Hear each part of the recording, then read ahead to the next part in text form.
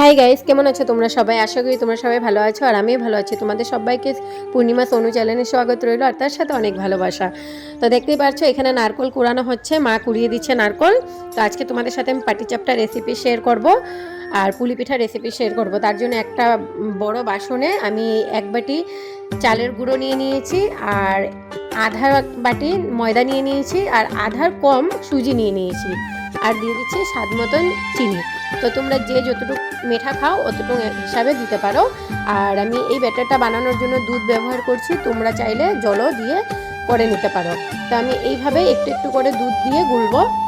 তো দুধ দিয়ে ব্যাটারটা বানালে কি হয়, স্বাদটা আরও বেশি বেড়ে যায়, তার জন্য আমি দুধ দিচ্ছি। তোমরা এখানে জল দিলেও স্বাদটা ভালোই থাকবে, কিন্তু একটু বেশি ভালো লাগে দুধ দিলে।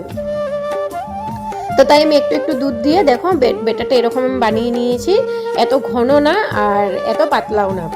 তো তারপরে আমি একটা কড়াই নিয়ে নিয়েছি আর কড়াইটাতে দিয়ে দিয়েছি দুধ, আধা লিটার দুধ দিয়ে দিয়েছি।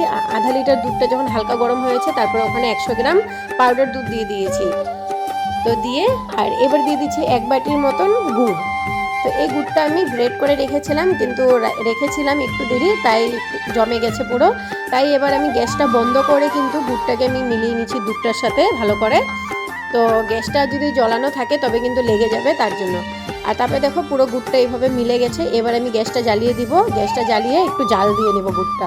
তো দেখো দুধ আর গুড়টা একসঙ্গে জাল দেওয়া হয়ে গেছে। এবার দিয়ে দিব নারকেল। নারকেল দিয়ে এবার ভালো করে দুধটা দিয়ে জাল দিয়ে দেব যত পর্যন্ত না দুধটা শুকোয়।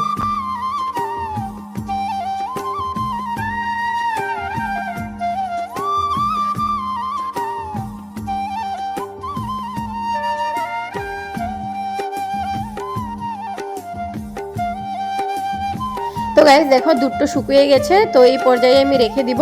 তো আমার এখানে নারকেলের কাই বানানো হয়ে গেছে। তো চলো এবার চলে আসলাম বেটারে এখানে। তো বেটারটা আমি 2 ঘন্টার মতন রেখে দিয়েছিলাম। তো 2 ঘন্টা পর চলে আসলাম, দেখো কি সুন্দর হয়েছে। এবার চলো চলে যাই পাটিচাপটা বানানোর জন্য। তো পাটিচাপটার জন্য একটা আমি তাওয়া নিয়ে নিয়েছি, তোমরা এখানে যেটা ইচ্ছা ওই তাওয়াই ব্যবহার করতে পারো। আমি এখানে ননস্টিক নিয়েছি, তাওয়াটা একটু খারাপ হয়ে গেছে, কোনো ব্যাপার নেই, তবু সুন্দর সুন্দর পিঠে হয়ে যাবে। তো দেখো আমি 1 চামচের মতন বেটার দিয়ে এখানে ভালো করে এরকম ঘুরিয়ে নিয়েছি, বড় করে নিয়েছি। আর এবার দিয়ে দিব নারকেলটা এরকম দিয়ে সুন্দর করে উল্টে নিব। দেখো কি সুন্দর উল্টে যাচ্ছে। আর এরকম করে আমি সব পাটিচাপটা বানিয়ে নিব।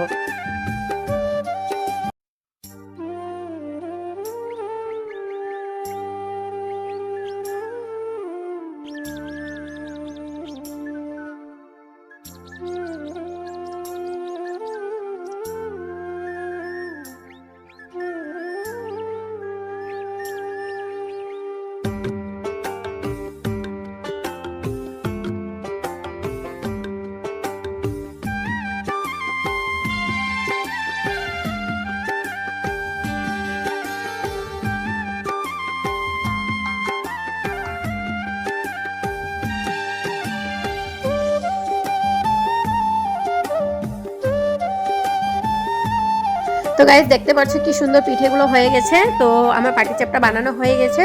তো আমি এবার তোমাদের সাথে শেয়ার করব পুলি পিঠা। তো চলো পুলি পিঠার জন্য আমি একটা কড়াইয়ে জল গরম হতে বসিয়ে দিয়েছি আর জলটাতে আমি স্বাদ মতন লবণ দিয়ে দিয়েছি। তো জলটা ফুটে গেছে, তার জন্য আমি আধা জল একটা বাটিতে ঢেলে রেখে দিচ্ছি আর আধা জলটা কড়াইতে থাকবে। এবার আমি একটু একটু করে রাইস পাউডার দিয়ে দিব আর একটা চামচের সাহায্যে নাড়াচাড়া করতে থাকবো। একবারে আমি রাইস পাউডারটা দিব না, একটু একটু করেই দিব, যেহেতু এটাকে আমার কাই বানাতে হবে তার জন্য। আর এখানে আমি দোকানেরই রাইস পাউডার ব্যবহার করছি, তোমরা চাইলে হাতে করে নিতে পারো বাড়িতে। তারপরে হাত দিয়ে দেখে নিলাম যে আরও জল লাগবে কি না। তো বুঝতে পেরেছি জল লাগবে, তাই একটু আরও জল দিয়ে গরম জলটাই দিয়ে আবার খুন্তিটা দিয়ে ভালো করে মিলিয়ে নিচ্ছি। তো এবার একটা আমি পাত্রে ঢেলে নিচ্ছি চালের গুঁড়োটাকে। তো এবার হাত দিয়ে যেরকম আটার গোলা করা হয় সেরকম আমি করে নিব। তো দেখতে পাচ্ছ অনেক গরম, তো গরম গরমে এটা করতে হবে। তো করে নিচ্ছি এবার।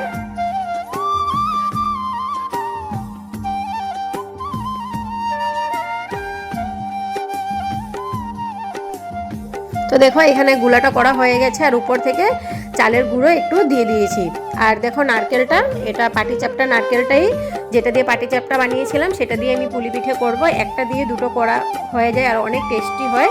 আর এবার দেখো হাতে আমি চালের আটাটাকে এইভাবে নিয়ে নিয়েছি আর এবার বেলে নিব। যেমন রুটি বেলা হয় সেমভাবে আমি বেলে নিব বড় করে।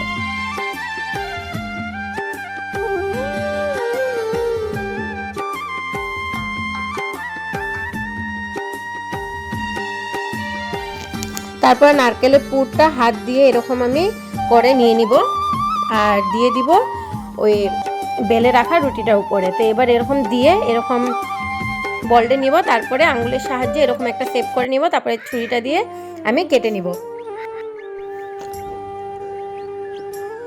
দেখো গাইস কি সুন্দর হয়েছে। এবার হাত দিয়ে আমি এটা মুখগুলো ভালো করে চিপে নিব, যেন তেলে দেওয়ার পর ছেড়ে না দেয়।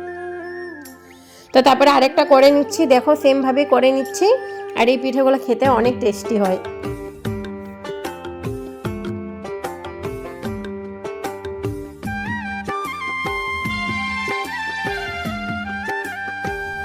দেখো গাইস কি সুন্দর হয়েছে পিঠেগুলো।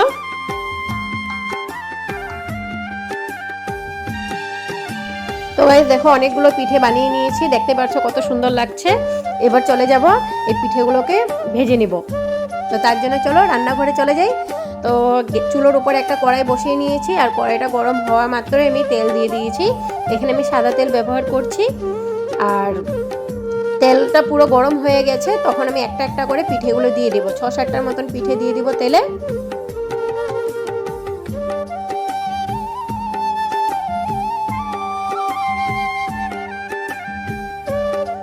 তেলে পিঠে দেওয়ার সাথে সাথে এবার দেখো উল্টে পাল্টে দিব, সুন্দর করে দুই সাইডেই ভেজে নিব ভালো করে। আর গাইস দেখো পিঠেগুলো ভাজা হয়ে গেছে, অনেক সুন্দর কালারটা এসেছে। তো এর থেকে বেশি আমি কালার করব না, কেন যে যত বেশি কালার করা হয় অত পিঠেগুলো শক্ত হয়ে যায়, তাই এত বেশি আমি কালার করব না। তো এখনই আমি সব পিঠেগুলো তুলে নিব।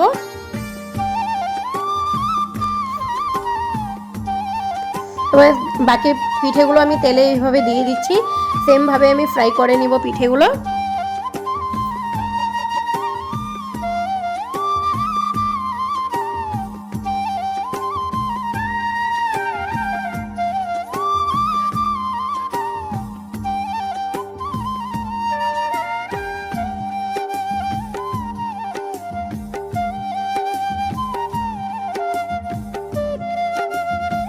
তো গাইস দেখো পিঠেগুলো কত সুন্দর হয়েছে আর খেতেও কিন্তু অনেক টেস্টি লাগবে।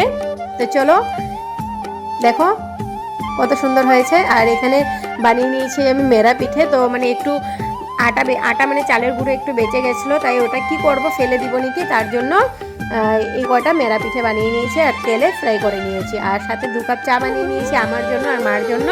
তো এবার আমরা বিকেলের নাস্তাটা করে নিই সবাই মিলে। তো ভিডিওটা আজকের মতন এখানেই শেষ করছি। ভালো লাগলে লাইক শেয়ার করে অবশ্যই জানিও, কমেন্টস করে সাবস্ক্রাইব করে নিও, পাশে থাকা বেলটাকে প্রেস করে দিও। আবার দেখা হচ্ছে নেক্সট ব্লগে। Tata bye bye.